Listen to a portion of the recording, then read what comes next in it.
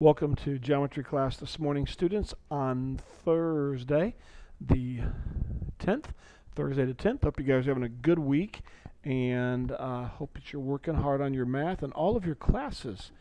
Let's see what we have today for announcements. No quiz Friday. I know you guys are excited about that. No quiz Friday, so that's good news for you guys. No homework to turn in. I was impressed.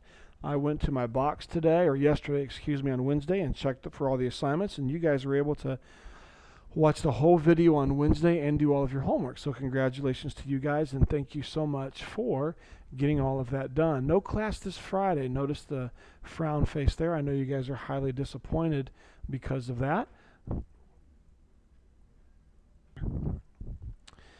And so no class Friday. Mr. Harmon and I have talked about this, and we both agree it would be good for you guys to go to the bank special speaker on Friday. So I think you can learn a lot from that person. So please listen, enjoy the day off from math, but also learn some stuff that will really be beneficial for you in life later. So once again, no quiz Friday because there's no class Friday. You have no homework to turn in because everybody did it in class. And good job on that. Congratulations. And let's continue on. Now, you do not need to write this down, but listen, we're going to look at two triangles in detail today. Okay? Two different types of triangles. The video will be rather long, but understand something. I am not covering more material because we are not having class on Friday. I am covering what I originally planned at the start of the week when I turned my lesson plans in. All that I had planned for Friday was a very big quiz and nothing new. So you were not going to have homework over the weekend as it was anyways.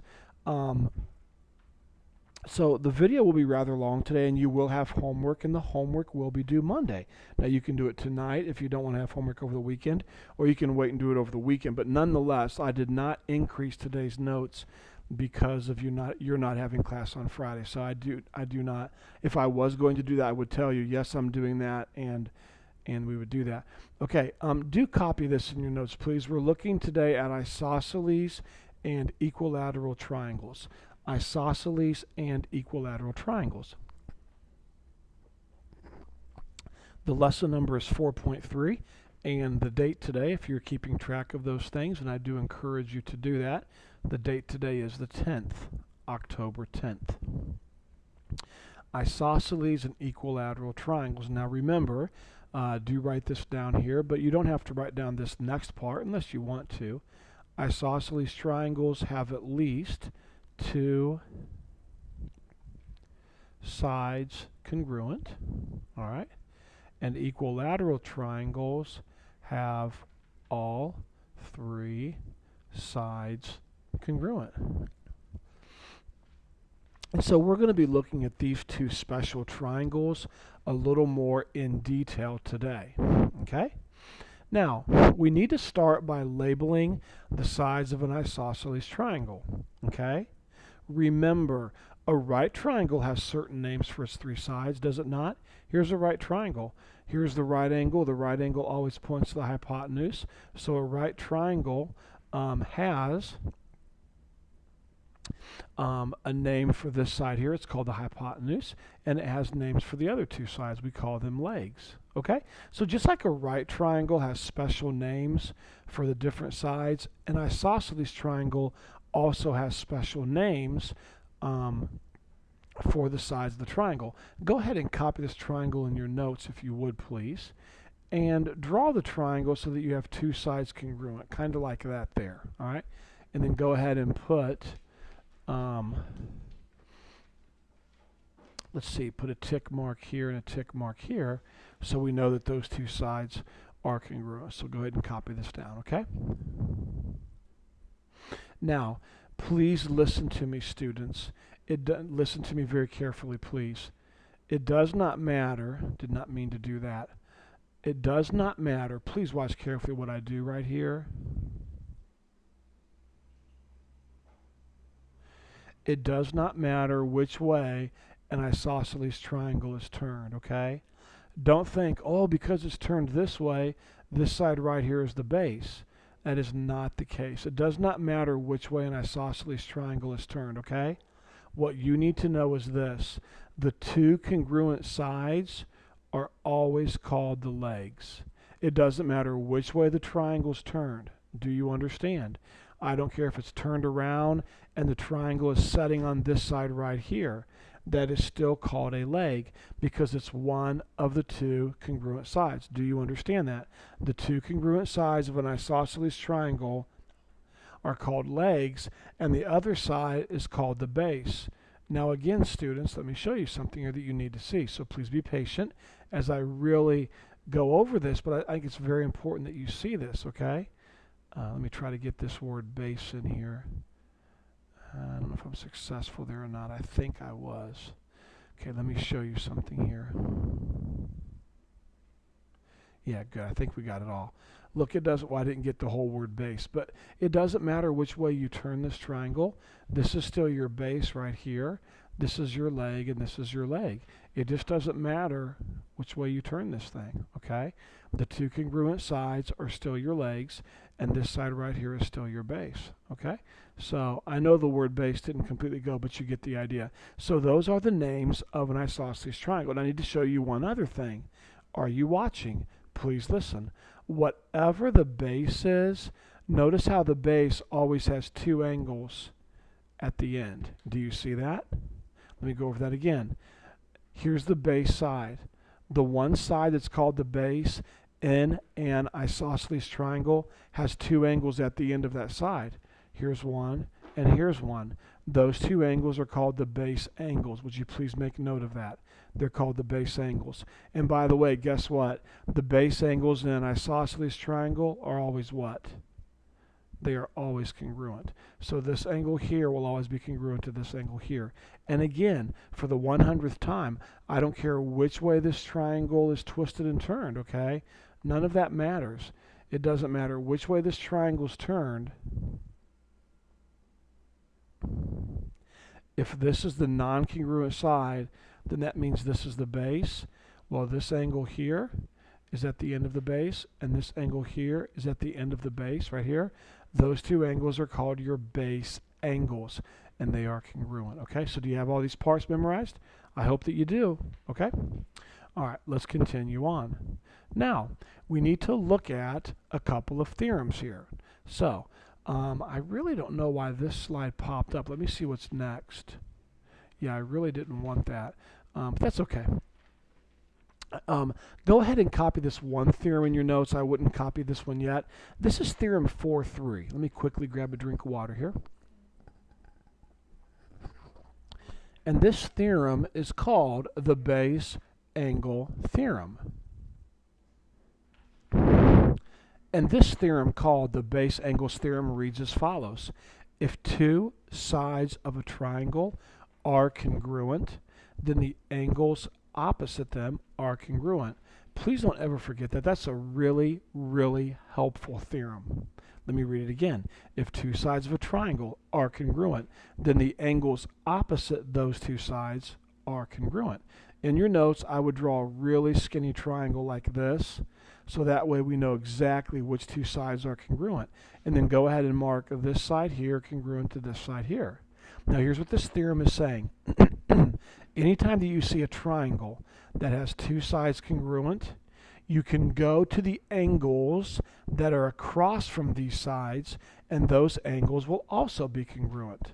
Okay? So, do you see how this side here is congruent to this side here?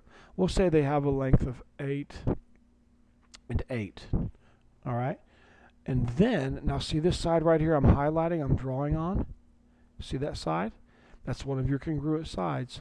Go straight across to the angle across from it and mark that angle, and then go to the other side that's congruent, which is this side here, and go straight across from that side to this angle, and those two angles are congruent. Those two angles are congruent. So anytime two sides of a triangle are congruent, then their opposite angles are also congruent. So if I told you that, watch this carefully, if I told you this triangle had a length of 8 and a length of 8, and I came down here and put 80 degrees and put an X right here, because these two sides are congruent, then you know these two angles are congruent. So you could state that x equals 80 degrees. Please don't forget this theorem, okay? All right, let's go ahead and take a look at the bottom theorem. Go ahead and copy this in your notes.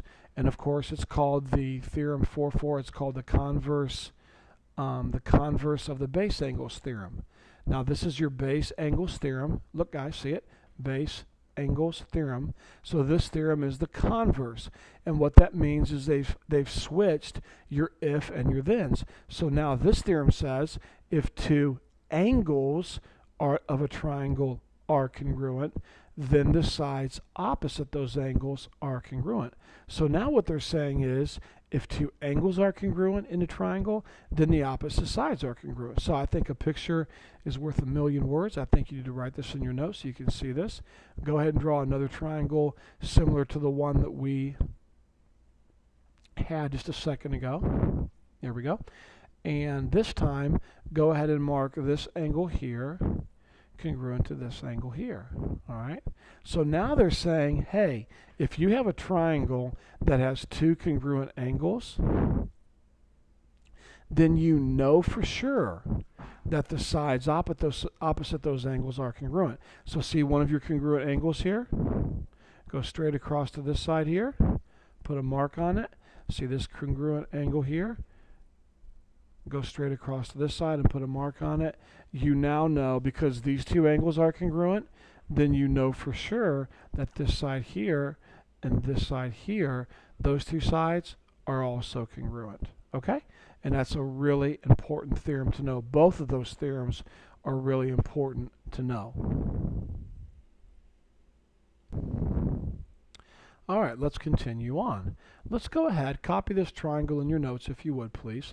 I want us to go ahead and find the measure, write this down, the measure of angle GFH. So would you please take a second, quickly draw this triangle in your notes, and then notice this congruent symbol here with this symbol here. Be sure and copy that in your notes, and then write 65 degrees right here for angle H.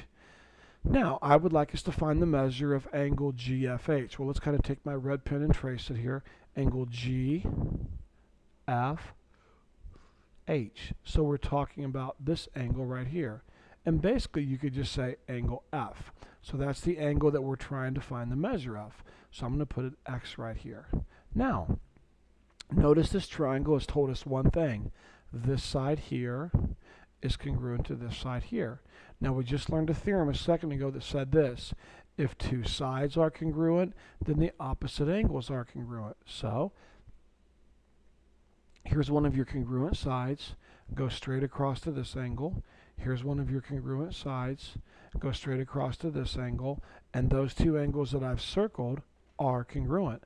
So X, or angle GFH, would also be 65 degrees. Okay, I hope you're getting this. Now let's try another one real quick, shall we? Here we go. Notice that all that you know, go ahead and draw this in your notes, please go ahead and copy this triangle down. Notice that this angle here is congruent to this angle here. So we just learned a theorem a second ago that said if two angles are congruent, then the opposite sides are congruent. Okay? So here we go. We know this angle here is one of your congruent angles. Go straight across to this side, put a little mark right here. This is one of your congruent angles here. Go straight across to this side, put a little mark.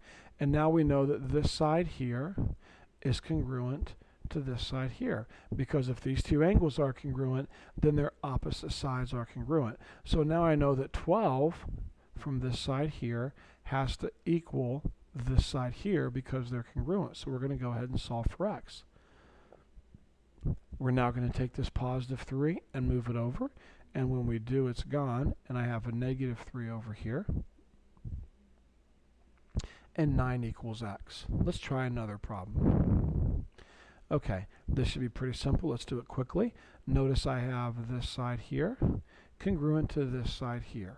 Okay, so I go to one of my congruent sides. I go straight across and circle that angle. Then I go to this congruent side here and go straight across and circle that angle. Because these two sides here are congruent, then I know these two angles are congruent. So Y has to equal 50 degrees. Pretty simple, to be honest with you. Okay, now, the only thing they tell us in this problem is this angle right here is congruent to this angle here. We learned a theorem that when two angles in a triangle are congruent, their opposite sides are congruent. So here's my congruent angle, go straight across to this side here, put a congruent mark. Here's my congruent angle, go straight across to this side, put a congruent mark. And now I know that this side here that I'm highlighting is congruent to this side here, because when these two angles are congruent, their opposite sides are congruent. So we know that y has to equal 9. Y equals 9. I really hope that makes sense. Let's continue on. I did warn you we have a lot of notes to take today and a little longer video than usual, but that's just kind of how it is today. All right, theorem 4.5. Please copy this in your notes. This is really cool. If a triangle is equilateral, then it is also equiangular. Pretty cool. Let's go over that again. If a triangle is equilateral, then it's equiangular. Go ahead and draw an equilateral triangle in your notes, would you please? That means all three sides are congruent. Now, your drawing might not be perfect, but just do the best you can. And we're going to say we have a length of 10, and a length of 10, and a length of 10. Or you can just put 3 congruent symbols if you want to. Okay? Now, by marking that, we know that we have an equilateral triangle, right? An equilateral triangle has all three sides congruent. But as soon as you know that you have a what type of triangle? Equilateral. Then you also know for sure you have an equiangular triangle. Now, that's a pretty big deal, because equiangular means all of the angles are congruent. So I'm going to put a mark, and a mark. And by the way, guess what? You know what each of those angles are. We do? Well, sure. You learned yesterday that all three of those angles have to add up to what? 180. So divide by 3, because all the angles have to be the same, and you get 60. So anytime you have an equilateral triangle, that means all three sides are the same. You know for sure you also have an equiangular, which means all three angles will be 60. So all equilateral triangles are also equiangular. Okay? You need to know that. But guess what? The converse is also true. The converse is also true. Write this down. If a triangle is equiangular, then it is also equilateral. Okay, theorem 4.6. Please copy that in your notes. If a triangle is equiangular, then it's also equilateral. Go ahead and draw a triangle like we had a second ago. And go ahead and mark this angle congruent to this angle, congruent to this angle. Now, as soon as you know that all three angles are congruent, first of all, you know you have 60, 60, and 60. You know that for sure. But you know what else you know? Look at this theorem right here. If it's equiangular, then it's also equilateral. So as soon as you know that all three angles are congruent, thus meaning you have an equiangular triangle, well, anytime you have an equiangular triangle, you also have an equilateral triangle. So you can put a mark here, a mark here, and a mark here, because all three sides are congruent. So if you have an equiangular triangle, it is also equilateral. If you have an equilateral triangle, it is also equiangular. Okay? Let's work some problems now. Here we go. In fact, actually, I think I just have one problem, and we're done with our notes. So pretty good deal. Go ahead and copy this in your notes, please. Go ahead and copy this in your notes, and we're going to solve. Please excuse me for my yawn. I apologize. We're going to solve for x. Okay? Copy this in your notes. Now, while you're copying it down, please notice all that they give us is this angle, and this angle are congruent.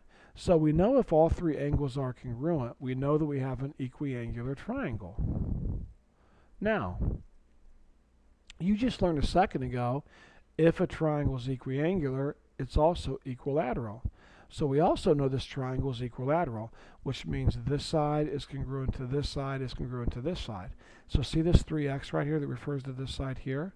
Well, 3x has to equal this side here because they're congruent. Those two sides are congruent.